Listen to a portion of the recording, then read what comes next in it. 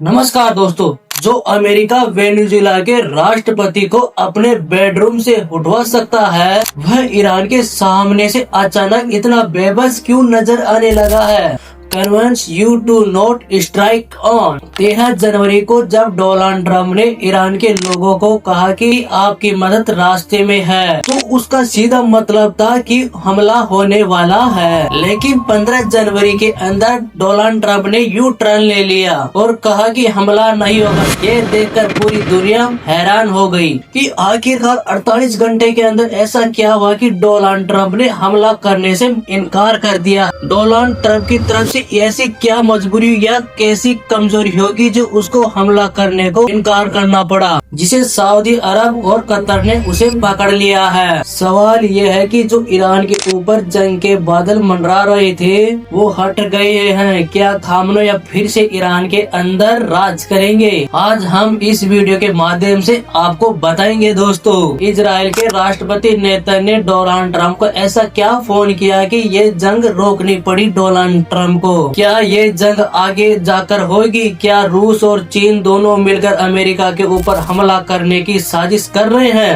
आने वाले टाइम में क्या एलोन मस्क की क्रांति ईरान के अंदर चलने वाली है? बहुत जबरदस्त से 15 जनवरी को पेंटागन में पिज्जा के ऑर्डर एक साथ इतने बढ़ गए हैं कि पिज्जा और युद्ध बड़ा कम्युनिकेशन है, क्योंकि इंटरनेट के जरिए बताया जा रहा है कि पेंटागन में यह सब कुछ वहाँ पर किया गया था। पिज्जा की दुकानों पर देर रात तक पिज्जा के ऑर्डर आए जा रहे थे, लेकिन पिज्जा के ऑर्डर खत्म नहीं हो रहे थे। काफी रात हो चुकी थी, लेकिन पिज्जा का ऑर्डर आता ही रहा था दुकानों के अंदर। 1990 के दशक में फ्रैंक मिक्स के नाम का एक पिज्जा बॉय ने यह खुलासा किया कि अमेरिका जब किसी भी देश को लेकर बड़ा युद्ध की चुनौती देता है और उसके ऊपर हमला करने की सोचता है, तो ये सब कुछ पिज्जा का ऑर्डर पेंटागन पे ऑर्डर के ऊपर ऑर्डर आते रहते हैं और पेंटागन और व्हाइट हाउस में पिज्जा के ऑर्डर की डिलीवरी काफी गुना बढ़ जाती है। वजह साफ है कि उस टाइम अधिकारी अपने घर नहीं आ पाते, इस कारण वह भूखे रहते हैं। वो रूम के अंदर ही युद्ध की रणनीति बनाते रहते हैं। 15 जनवरी की रात को भी कुछ ऐसा ही हो रहा था। रूम के अंदर कई देशों के नक्शे खुले पड़े हुए थे। ईरान के 52 ठिकानों के ऊपर निशाना लगाया गया था ईरान को उड़ाने के लिए।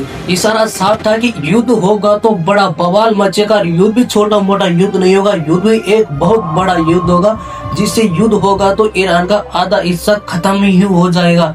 लेकिन उनको जो अंदर रूम में बैठे थे उनको क्या पता था, वो अंदर ही अंदर रणनीति बना रहे थे युद्ध की।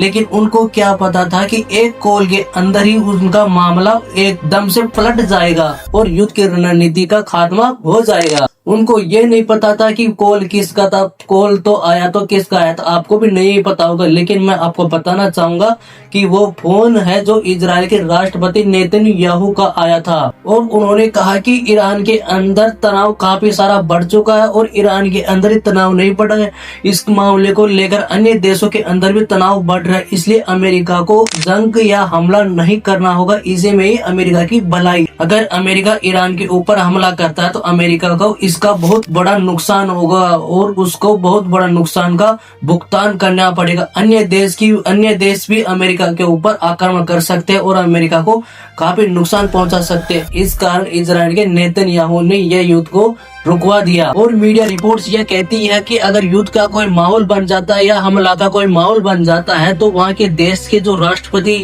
या उस देश का कोई प्रधानमंत्री होता है, जो हमले के वक्त या युद्ध के वक्त उसको अन्य सुरक्षित जगह पर भेज दिया जाता है। नेतन्याहू ने अमेरिका के राष्ट्रपति डोनाल्ड ट्रंप को कॉल करते हुए कहा कि आपसे हम रिक्वेस्ट कर रहे हैं कि ईरान के ऊपर आप हमला मत कीजिए, क्योंकि ये युद्ध पूरी दुनिया को चौंका सकता है। और आपको यह भी बात सामने आ रही होगी और आप सोच रहे होंगे कि नेतन्याहू और इजराइल तो काफी समय से यानी 20 साल से यह सोच रहा है कि ईरान के ऊपर कोई अटैक करे और ईरान के ऊपर अटैक करने के बाद इजराइल को भी फायदा हो सके।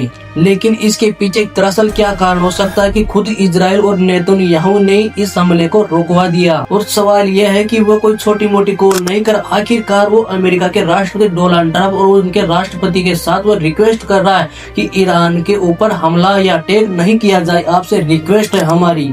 और इनके पीछे के कारण था जो यह कि इजराइल के पीछे उनकी फौजी खड़ी हुई थी। जून 2025 की लड़ाई में इजराइल के आयरन डोम मिसाइल सिस्टम और चाइना और चीन और रूस दोनों देश ईरान की काफी सारी मदद कर रहे हैं। हर वक्त एक दीवार की तरह खड़े हो जाते हैं ईरान के लिए। अब आगे युद्ध होगा या नहीं होगा इसकी अपडेट तो आने वाले समय में पता लगेगा। दोस्तों अगर आपको ये वीडियो अच्छा लगा तो वीडियो को लाइक और चैनल पर नए हो तो चैनल को सब्सक्राइब कर देना।